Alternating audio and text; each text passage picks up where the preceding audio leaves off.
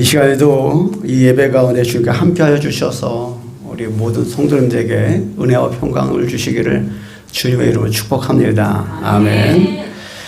자, 오늘 말씀을 시작하면서 오늘 이제 우리 성도님들에게 잠깐의 부탁해 드릴 것은 오늘 잠깐만 이제 마치 이제 주일학교 예배를 드리는 마음으로 그런 심정으로 우리 예배를 좀 시작하려고 하는데요. 왜냐하면 제가 게임과 문제를 준비했기 때문에 그렇습니다. 그래서 저도 이제 아동부 이제 주일학교 예배 드릴 때 아이들이 집중하기 위해서 막 이제 게임도 하고 문제도 내고 이제 그런 이제 때가 종종 있었는데 오늘 이제 그런 마음으로 이제 내가 조금 약간 시작은 그냥 어린이 주일학교 예배 드리는 마음으로 자, 문제를 먼저 하기 전에 게임을 갖겠습니다. 어떤 게임이냐면 우리 가위바위보 게임 아시죠? 딱 들어서 자, 가위바위보 해서 저한테 이기는 사람은 남아있는 거예요. 그러면 뭐가 있어야 되겠죠? 선물이 있어야 되겠죠.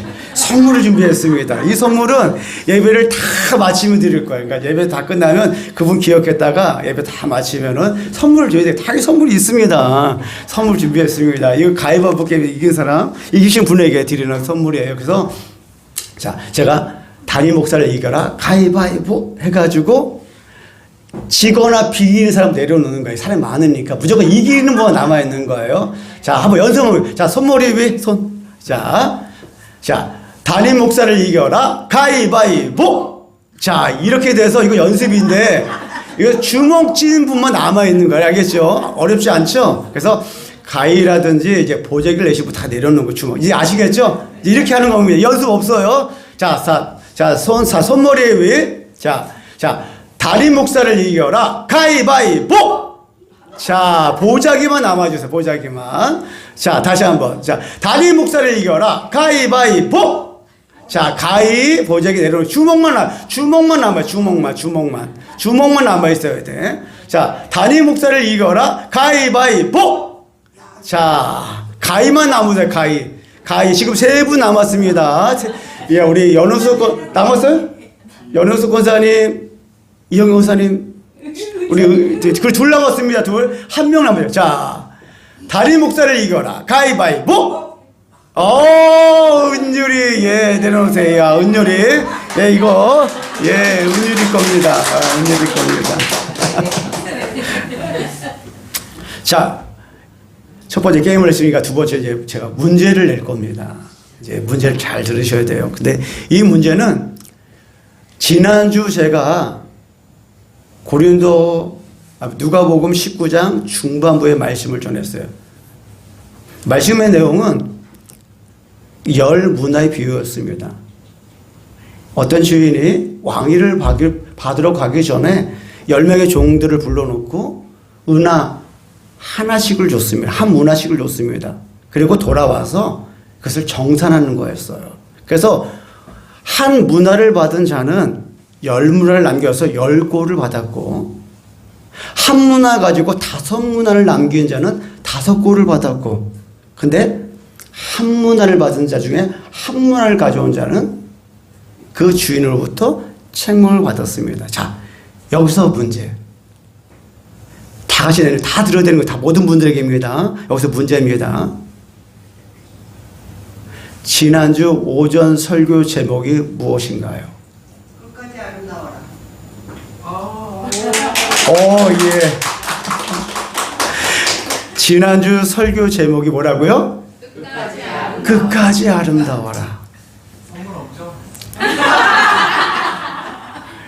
선물 있습니다. 왜 없습니다. 선물이 있습니다. 예. 예배 끝나면 드리겠습니다. 지난주 설교 제목이 끝까지 아름다워라.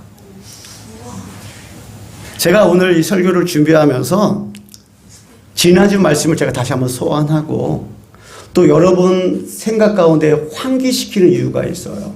오늘 말씀과 연결되기 때문에 그래요. 지난주 말씀 속에서 칭찬받는 자와 책망받고 심판받는 자가 등장을 하는데 저와 여러분들이 주님을 만났을 때 주님을 만나는 날 심판받고 책망받는 자가 아니라 칭찬받는 자가 되라고. 그런 자가 되라는 거예요. 왜냐하면 오늘 말씀도 계속 등장하는 게 뭐냐면 맞이예요. 맞이가 뭐냐? 예수님을 맞이할 때에 어떠한 자가 예수님이 찾아오셨을 때, 예수님이 다시 오셨을 때 어떤 자가 예수님을 맞이하고 그 맞이할 때에 칭찬받는 자가 있고 책망받고 심판받는 자가 있다고 오늘 우리에게 말씀하고 있습니다. 주님은 분명히 다시 오십니다. 그때 저와 여러분들이 잘하였도다 아들아, 잘하였도다 내 딸아 라는 칭찬을 받는 저와 여러분 되기를 주님의 이름으로 축원합니다.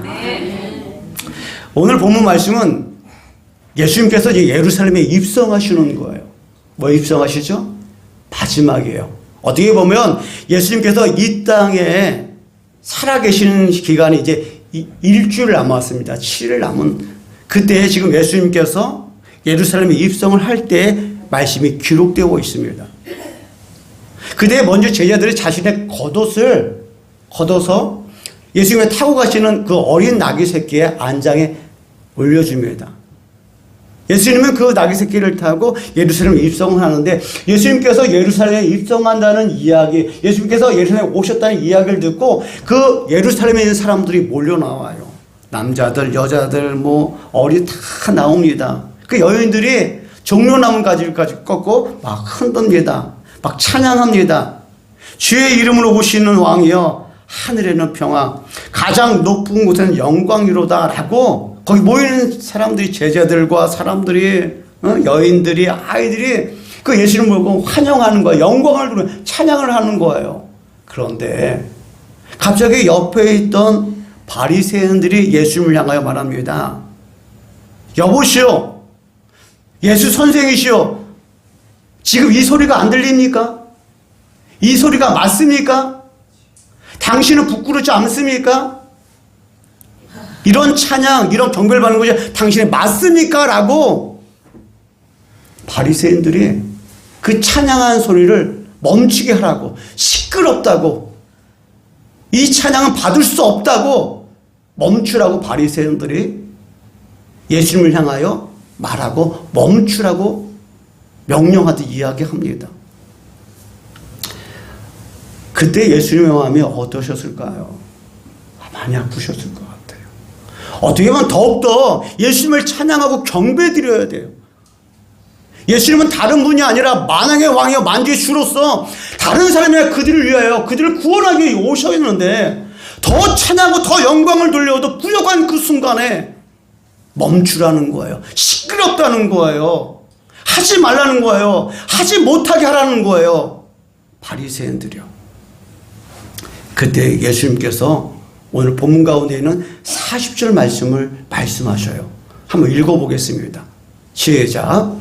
대답하여 이르시되 내가 너에게 말하노니 만일 이 사람들이 침묵하면 돌들이 소리 지르리라 하시니라. 아멘. 예수 선생이여 멈추게 하시소. 시끄럽습니다. 그 말이 맞습니까? 라고 할 때에 예수님께서 그 바리새인들을 향하여 대답하듯 말씀하시는 거예요. 이 사람들이 침묵하면 저 돌들이 찬양하듯 영광을 소리를 지를 것이다 라고 예수님께서 그 바리새인들을 향하여 말씀하셨어요. 오늘 저와 여러분이 주시는 이 말씀 너무나 잘 새겨야 됩니다. 뭐냐? 누군가가 하나님의 일을 감당하지 아니하면 그것을 누군가가 맡는다는 거예요. 하나님의 뜻, 하나님의 계획은 반드시 이루어지는데 저와 여러분들이 그 일을 감당하지 않잖아요. 마치 저 돌들이 소리 지르는 것처럼 누군가가 그 일을 감당하게 되어 있다는 거예요. 어떻게 보면요, 오늘 예수님께서 이 예루살렘에 입성할 때에 예수님을 찬양하고 경배하고 겉옷을 벗고 종려가지를 흔들어 살 사람은 어떻게 보면 제자와 그 무리들이 아니라 바리새인들이 먼저 마치 예수님 오신다고 레드카펫을 쫙 깔듯이 예수님 어서 오시쇼, 찬양 받아야 됩니다, 영광 받아야 됩니다 라고 해야 될 사람은 다른 사람이 아니라 바리새인이 되어야 돼요. 왜요? 그들은 종교 지도자들이에요. 누구보다 하나님 말씀을 더 많이 알고 있고 공부하였고 가르치는 자예요. 누구보다 예수님을 하나님을 알아봐야 될 사람은 그 무리가 아니에요. 제자가 아니에요. 먼저 바리새인들이에요. 그럼에도 불구하고 그들이 예수님을 알아보지 못하고 예수님을 찬양하지 못하고 예수님을 경배하지 못하니까 누가요? 오히려 제자들이, 오히려 무리들이 그 일을 감당하고 있다는 거. 그것도 시끄럽다는 거. 그러니까 예수님 뭐라고 말했어요? 차라리 그들도 떠들지 않으면, 경배하지 아니하면 이 돌들이 소리를 낼 것이다. 다시 말해서 저와 여러분이 주시는 은혜와 축복을 뺏기는 자가 되지 말라는 거예요. 뺏기는 자가 되지 마십시오. 저와 여러분이 나 힘들어, 나 안 할 거예요. 그러면 알았어. 그러면 그게 끝나는 것이 아니에요. 하나님 그 뜻을요, 저와 여러분이 아니면 다른 사람을 통해서 이루어갔다는 사실이에요.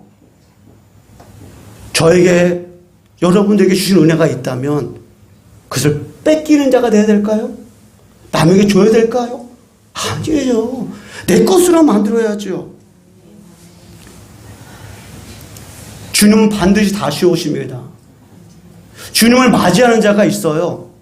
그때 어떠한 자가 칭찬을 받을까요?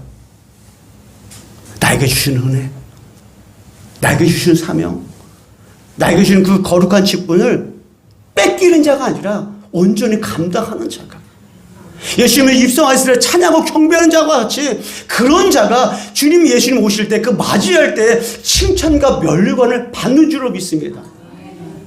성경 가운데 놀라운 은혜와 축복을 받고 태어난 사람이 있어요. 그러나 그것을 내 것으로 온전히 만들지 못한 사람이 있습니다. 그가 누구냐면 에서예요. 에서는 이삭의 쌍둥이 중에 장자로 태어났어요. 우리 장자하면 특별한 권한이 있잖아요. 권력 같은 거 있잖아요. 우리도 좀 많이 느낄 거예요. 이스라엘도 남다릅니다. 장자라면 그 아버지의 재산의 약 90%를 다 가져가요. 나머지 자녀들은 그 10% 가지고 또 다 떠나야 돼. 오로지 그 장자만 그 아버지의 전 재산 90%를 갖고 아버지 곁에 있는 거고, 차자, 셋째, 넷째 다 떠나는 거야. 10%가 다 떠나는 거. 엄청나죠? 그걸 누가 갖고 태어났어요? 에서가 갖고 태어났습니다. 그런데요, 태어나버린 누구예요? 아버지가 누가? 이삭이에요. 이삭이 뭐야? 지금 말 재벌이라는 거예요. 이삭이요, 나가서 밭에 씨를 뿌자 100배나 소출할 정도였어요. 그 에서의 할아버지가 누구예요? 아브라함이에요. 어떻게 보면 이 에서는 재벌 3세예요. 재벌 3세예요. 지금 말하면 뭐 이병철 회장, 이건희 회장, 이재용 회장 오는 것처럼 에서는 태어나자마자 장자로서 아버지가, 할아버지가 재벌이었어. 이삭이었고 아브라함이었어요. 그런데 그 모든 것들을 뺏겨버려요. 누구에게요? 야곱에게 뺏겨버려요. 왜 뺏겼을까요? 자, 오늘 이 말씀 보겠습니다. 창세기 26장 34, 35절이에요. 시작. 40세에 해족속 우엘리의 딸 유딕과 해족속 엘론의 딸 바스맛을 아내로 맞이하였더니 그들이 이삭과 리브가의 마음에 근심이 되었더라. 아멘. 에서가 아내를 맞이했으며 2명의 아내를 맞이하는데 그 여인들이 어떤 여인들이에요? 가나안, 해족속 가나안, 하나님을 모르는 여인들. 다시 말해서 그건 뭐예요? 하나님의 일에 관심이 없는 거예요. 그는요, 아브라함부터 이삭으로 이어지는 하나님의 축복을 가지고 태어난 사람이에요. 하나님께서는요, 이 아브라함에게, 이삭에게 약속하셨어요. 너희 자손들을 하늘의 별과 같이, 바다의 모래같이 너희 백성이 만들어줄 거야 라고 말씀하셨어요. 그렇다면 이 에서는 어떤 사람이 되어야 될까요? 그 할아버지, 아버지의 그 받은 은혜와 축복을 이어가는 삶이 되어야 되는 거예요. 믿음의 사람의 아내를 맞이해서 그 가문을 이뤄가야 되는 거예요. 근데 그게 뭐예요? 관심이 없는 거예요. 하나님의 일에 대해서, 하나님의 사명에 대해서 아무 관심이 없는 거예요. 내가 좋은 대로, 내가 원하는 대로 아내를 맞이하고 살아가는 거예요. 그에 반하여 아브라함은 어떠했습니까? 아브라함은 그의 아내 사례를 얻었죠. 또한 그의 아들 이삭에게 아내를 맞이할 때 어떻게 말합니까? 종을 불러가지고, 야, 다른 여인은 절대로 안 돼. 내 고향으로 가서 하나님을 섬기는 여인을 데리고 와야 돼. 그렇게 이루어갔던 거예요. 한번 잘 보겠습니다. 여러분, 세상의 복을 받고 싶나요? 아니면 하나님이 주시는 복을 받고 싶나요? 하나님이 주시는 복 받아야 되지 않을까요? 어떻게 보면 이삭이 눈에 보이는, 에서가 눈에 보이는 그 이삭의 아마 재산을 받았을 거예요. 장자로서요. 왜요? 야곱은 분명히 그 축복권을 받고 나서 떠나버려요. 어디요? 삼촌 라반의 집에. 그러나 진정한 복은 누구에게 임해요? 야곱에게 임하는 거예요. 보세요. 야곱은요, 지금까지도요, 한 나라의 이름을 불리고 있어요. 야곱은요. 뭐예요? 이스라엘.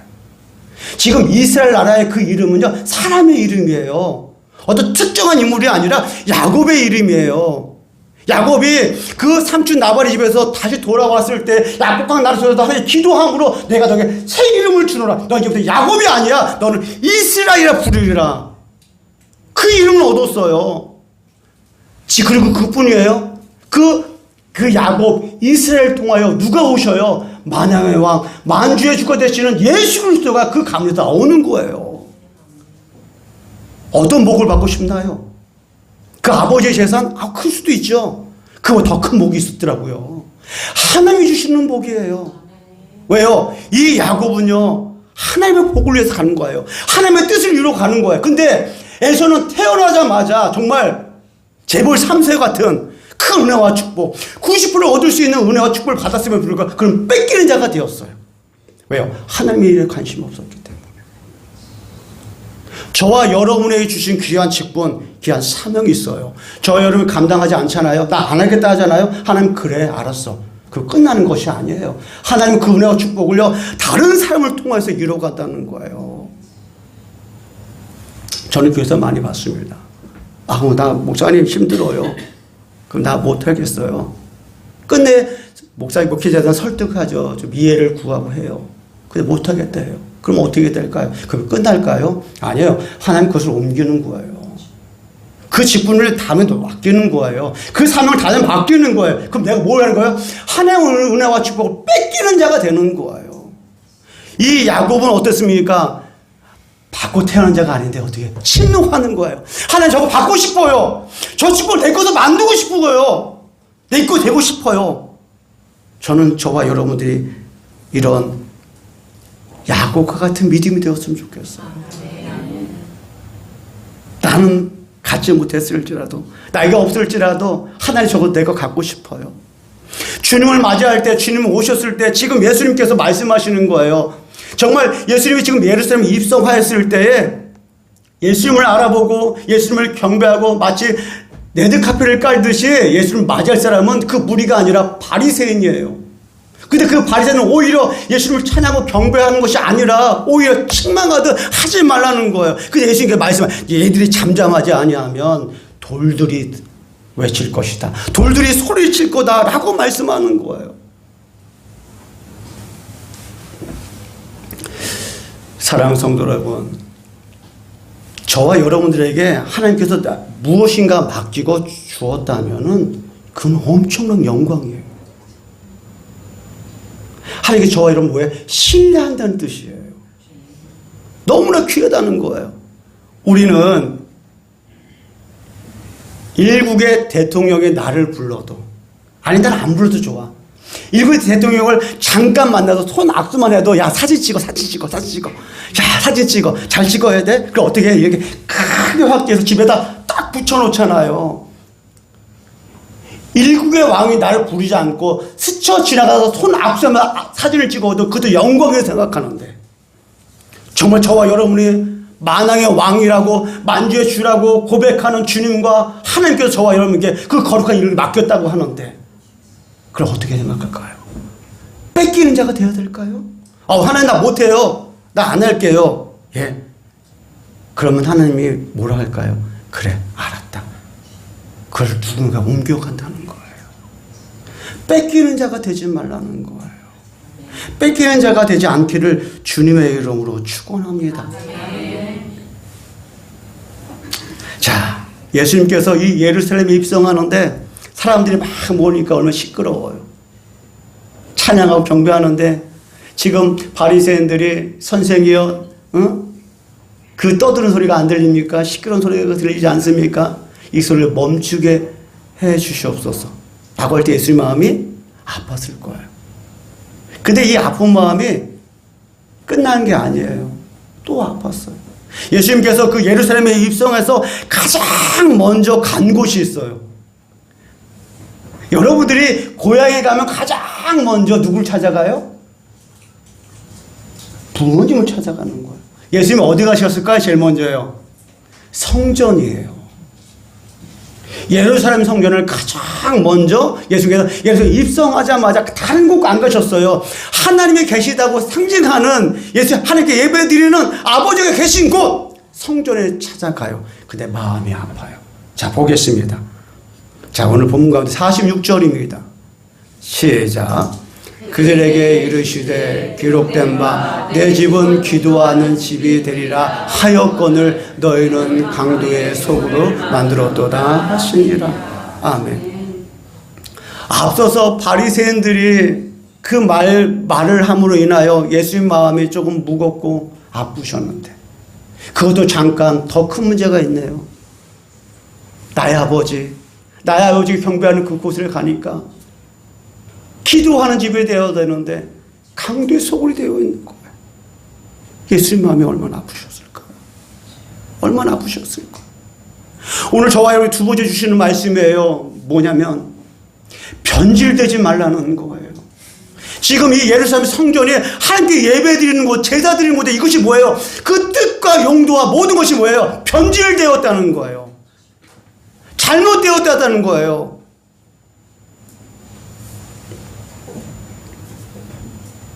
왜 강도의 소굴이 되었을까요? 이 누가복음 이 19장에 관련된 똑같은 말씀이 마태복음 21장에 등장합니다. 자, 마태복음 21장 한번 읽어볼게요. 시작. 예수께서 성전에 들어가사 성전 안에서 매매하는 모든 사람들이 내쫓으시며 돈 바꾸는 사람들의 상과 비둘기 파는 사람들의 의자를 둘러엎으시고 그들에게 이르시되 기록된 바 내 집은 기도하는 집이라 일컬었음을 받았으리라 하였거늘 너희는 강도의 소굴을 만드는도다 하시니라. 아멘. 오늘 본문에서 저 빨간 글씨에 나와 있는 누가복음 등장하지 않는데 뒤에 보면 뭐예요? 기도하는 집인데 강도의 소굴을 만들었던 이야기가 나오는데 예수님께서 지금 오셔서 그 전에 뭐가 있던 거예요? 와보니까 예수님이 일주일 후면은 십자가에 달리시 돌아가시고 이상 떠나시는데 그 떠나기 앞서 예루살렘 성전에 와서 하나님께 제사 드리는 거 와보니까 뭐 하고 있어요? 사람들이요. 장사하고 있는 거예요. 돈을 바꾸는 거예요. 소를 팔고요. 피드를 팔고 있는 거예요. 그러니까 예수께서 얼마나 속 터졌는지 그 사람들을 다 쫓아버리고 그 소와 양이나 피드를 다 쫓아버리고 그 상을 엎어버렸어.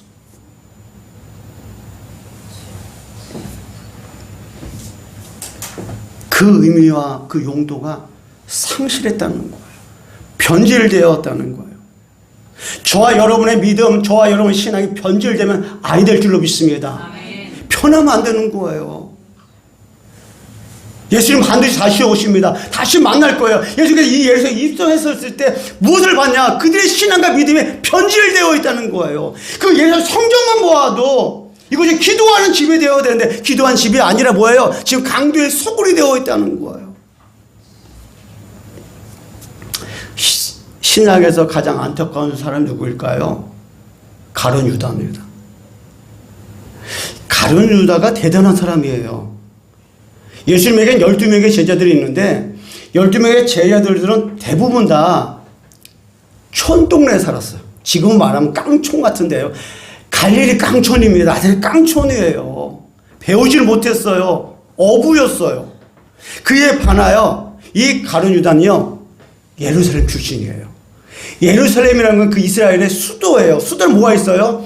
하나님의 성전이 있죠. 대학교가 있죠. 똑똑한 거 있죠. 은행이 있죠. 모든 문물이 다 통하는 곳에서 배웠던 사람이 가룟 유다예요. 그러니까 얼마나 똑똑할까요? 경제적으로, 철학적으로, 정치적으로 여러 것을 배웠던 사람이요. 더군다나 예수님으로부터 지명받아 너 날 따라오는 제자가 되라. 이게 보통인가요? 아니에요. 그도 처음에는 순수했어요.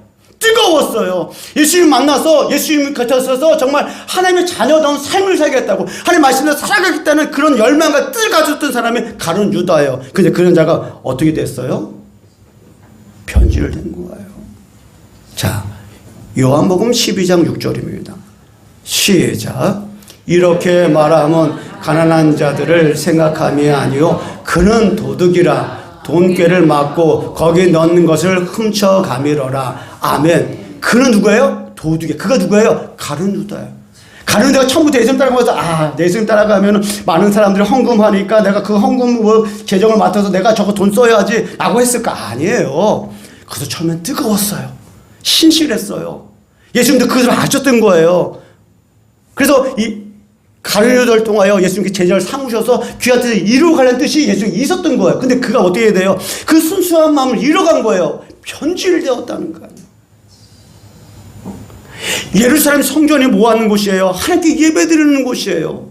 그럼에도 불구하고 그들이 뭐예요? 거기서 뭐 하고 있습니까? 장사하고 있다는 거예요. 장사.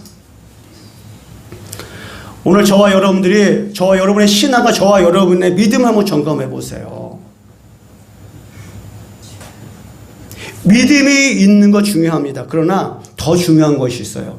내 믿음의 상태예요. 왜냐하면 믿음도요, 산 믿음이 있고 죽은 믿음이 있기 때문에 그래요. 나한테 믿음이 있어. 그게 중요한 것이 아니에요. 어쩌면요. 그 믿음의 지금 현재 상태가 내 믿음이 살아있는 믿음이냐, 죽어있는 믿음이냐. 난 믿음이 있어. 그 중요한 것이 아니에요. 어쩌면 그 믿음의 상태예요. 잘 보세요. 지금 그 예루살렘의 성전 안에 있는 사람들이 어떠니까? 야, 우리는 날마다 거기서 제사를 드려. 하나님의 제사를 드려. 그 사람 제사를 드리고 있잖아요. 거기서 돈을 바꾸는 사람, 소를 팔고 양을 팔고 비둘기 파는 사람은 이방인들이 아닙니다. 유대인들이에요. 그들은 하나님을 섬기는 자들이에요. 그들은 그렇게 생각했을 거예요. 야, 우리 다른 사람들보다 여기 성전 안에서 날마다 제사를 드리기 너무 좋은 사람이야 라고 생각했을 거예요. 그러나 예수님께서 그들을 인정해요? 인정하지 않아요? 인정하지 않아요. 자, 이렇게 말씀드려 볼게요. 저라든지 또 목회자들이, 우리 성도님들이 이런 단어를 많이 써요. 여기서 그냥 주님과 함께, 주님 안에라고 해요. 자, 이렇게 물어볼게요. 교회 안에 있으면 주님 안에 있는 건가요? 있을 수도 있고 아닐 수도 있는 거예요. 주님 안과 교회 안은 다른 거예요. 근데 어떻게 되면 우리가 교회 안에 있으면 마치 주님 안에 있는 걸 착각할 때가 있어요. 지금 여기 있는 성전에 있는 사람들이 우리는 하나님의 성전 안에 있어. 나는 구원받은 사람이야. 믿음의 사람이야. 라고 생각했을 거예요. 그러나 예수님은 그들을 인정하지 않는 거예요. 교회 안에서 뭐예요? 주님 안에 있어야 된다는 거예요. 어떤 자가 될까요? 여러분 오늘 장사 하나 안 하나요? 여러분 장사할 수도 있고 안 할 수도 있어요. 제가 이렇게 들어볼게요. 예수님께서 지금 그 성전에 오셔서 그들 책망하고 이렇게 여기는 뭐야? 기도하는 집이라고 말씀하셨는데 그들은 강도의 소굴로 만들었다고 하고 있었어요. 그래서 장사였습니다. 오늘 이 시간 예배를 드리면 여러분 장사할 수 있어요. 뭐냐? 여러분이 기도할 때 예수님을 생각하지 않고 하나님 생각하지 않고 하나님 나 건강 주세요. 나 돈 주세요. 나 물질 주세요. 한다면 장사하는 거예요. 기도할 때에 나 하나님 건강 주세요. 나 잘되게 해주세요. 돈 벌게 해주세요. 근데 이게 기도가 틀린 것은 아니에요. 할 수 있습니다. 그러나 저와 여러분의 진정 기도가 무엇이냐? 십자가 영성이 빠진 기도가 있으면 안 된다는 거예요. 근데 우리는 그 십자가의 영성과 하나님의 십자가에 대한 영성을 뭉상을 아무것도 하지 않고 오로지 구하는 것은 이 땅에 살아가는 것. 하나님 건강만 주세요. 나 사업 잘 되게 해주세요. 근데 그 안에서 하나님 나 정말 예수님의 사랑을 깊이 알고 싶어요.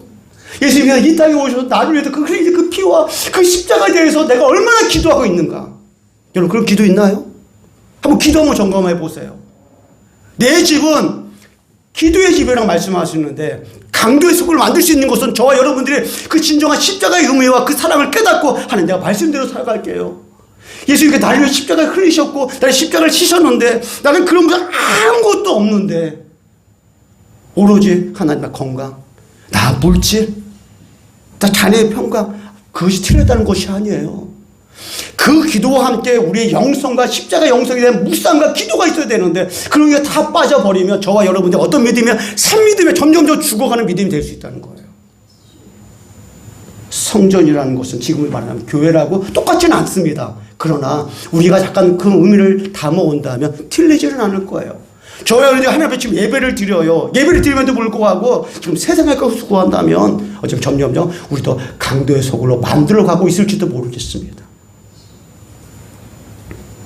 또한 우리가 왜 변질될까? 오늘 이 말씀 누가복음 19장과 또 앞에서 마태복음 21장에서 예수님께서 이 성전에 오셔서 책망하시는 말씀이 요한복음에 등장합니다. 한번 요한복음 2장 조금 작은데 한번 천천히 읽고 14절부터 16절까지 읽어보겠습니다. 시작.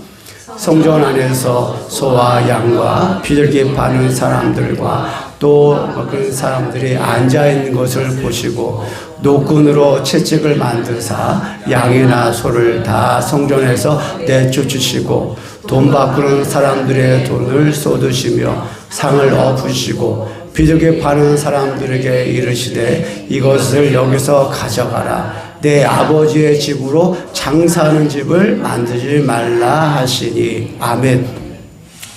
자, 말씀 잘 보세요.